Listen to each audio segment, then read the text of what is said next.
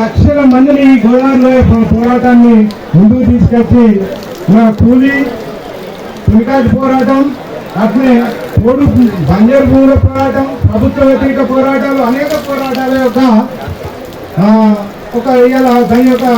దాని యొక్క రూపమే ఇవాళ ఈ ప్రతిఘటన పోరాట రూపం.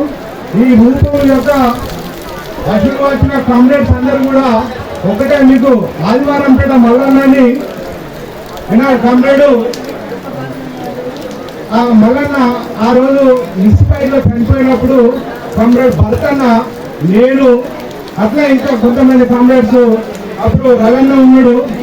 ఆ కామ్రేడ్స్ మేమందరం కూడా వాటర్ తీసుకురావడానికి పోయే ముందు ఈ కామ్రేడ్ అక్కడ మేకలకు పాలు ఇంటికి వచ్చి నేను ఛాయ్ పెట్టుకున్న సమయంలో ఈ కామ్రేడ్ పోయిండు. ఆ కామ్రేడ్ ఫైర్ అయింది, అక్కడనే కుప్పకూలిపోయిన పరిస్థితిలో కామ్రేడ్ భర్త గారు, ఈ భర్తన్న కామ్రేడ్ దేవన్న, అన్న ఏదో చిన్న సౌండ్ వచ్చింది, అది ఏంటిదో ఒకసారి చూడండి అని చెప్పాను. నేను వెళ్ళిపోయేసరికి ఆ కామ్రేడ్ అక్కడనే ఈ మల్లంపల్లి దగ్గర బొగ్లవా ఉంటుంది, ఆ బొగ్లవాలో చనిపోయినప్పుడు అక్కడి నుంచి ఆ కామ్రేడ్ మేము అడగకుండా తెలియకుండా ఒక్కరిని ఒక బండి తీసుకొచ్చి ఆ బండిలో తీసుకొచ్చి కొద్ది దగ్గర మనల్ని ఆ కామ్రేడ్ను